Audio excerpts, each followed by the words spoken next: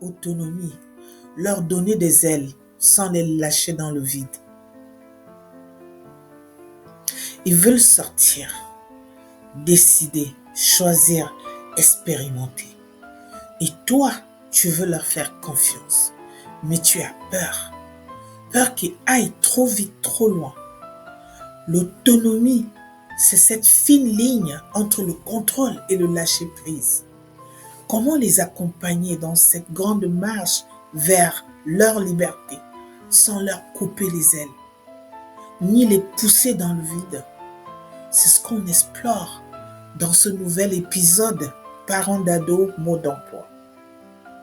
L'objectif de cet épisode, c'est d'aider les parents à mieux comprendre ce qu'est l'autonomie à l'adolescence, pourquoi elle est vitale et comment poser un cadre souple mais sécurisant pour la favoriser.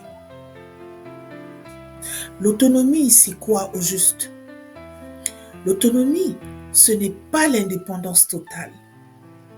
C'est la capacité à prendre des décisions adaptées à son âge, assumer les conséquences de ses choix, demander de l'aide quand on en a besoin.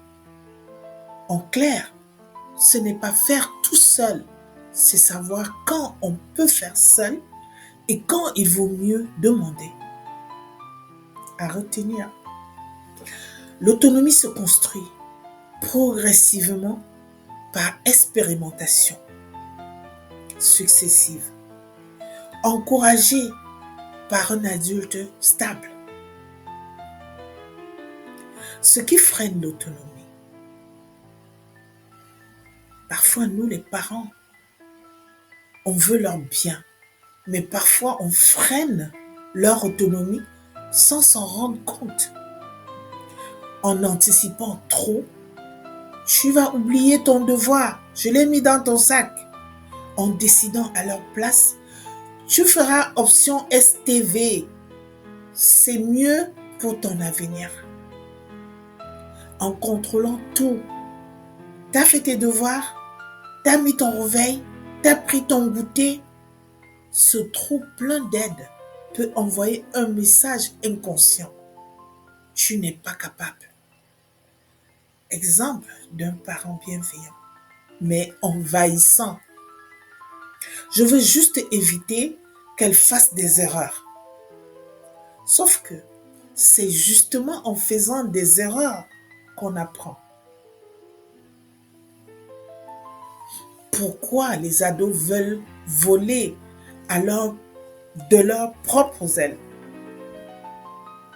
L'adolescence, c'est le moment où ils veulent décider ce qu'ils font de leur temps, gérer leurs devoirs ou pas, choisir leurs amis, leur look, leur rythme.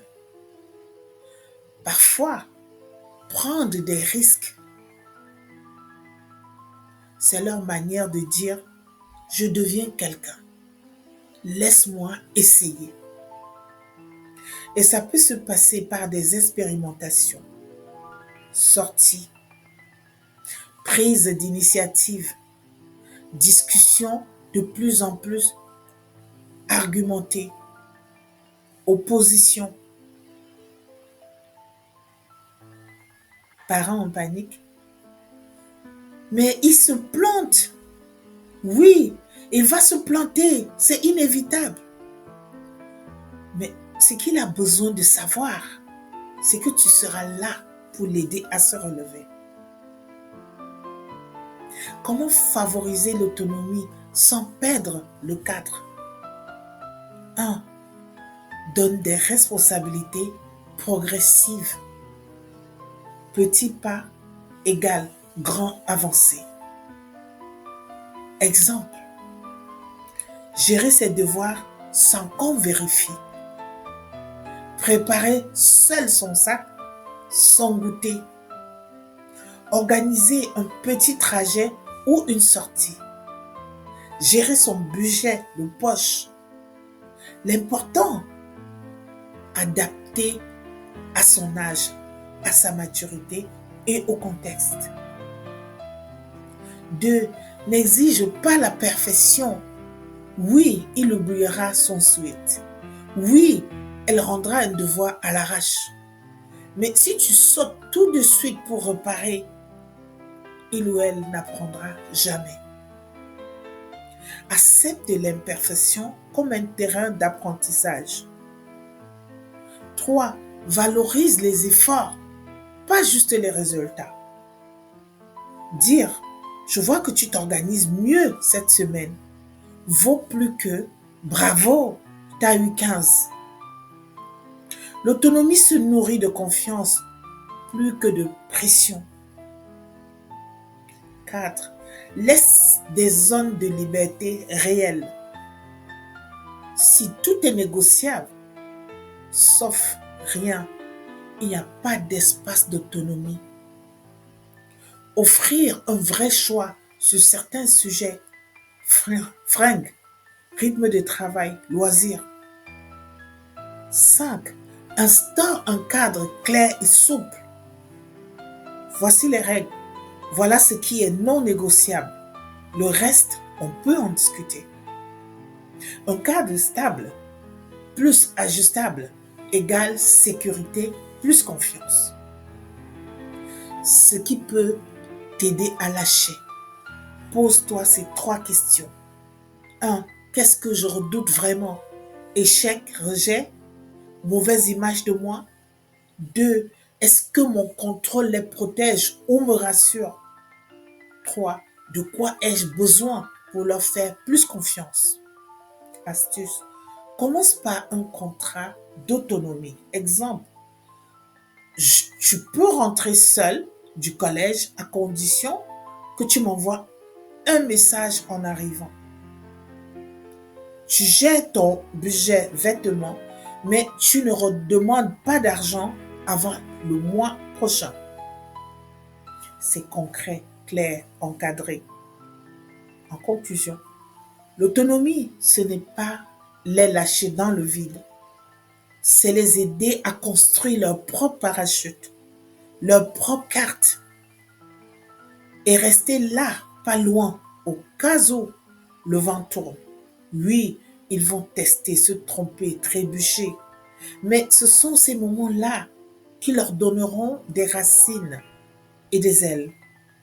Et toi, parent, tu ne disparais pas dans ce processus. Tu évolues aussi. Tu deviens un repère plus discret, mais toujours essentiel. À retenir, l'autonomie est un processus graduel, pas un saut dans le vide. Elle se développe par l'expérience, la confiance et la responsabilisation. Trop de contrôle tue la confiance. Trop de laxisme crée de l'insécurité. Le bon équilibre, un cadre clair, des marges de liberté et beaucoup de dialogue. Merci d'avoir écouté ce nouvel épisode Parents d'ado mode d'emploi. Si cet épisode t'a parlé, partage-le avec un parent en train d'apprendre lui aussi à lâcher un peu. Dans l'épisode 8, on ira sur un terrain plus intime, la sexualité. Comment en parler sans gêne? Comment ouvrir le dialogue sans les faire fuir? Ce sera sexualité, amour et consentement. Comment ouvrir la discussion? À très bientôt.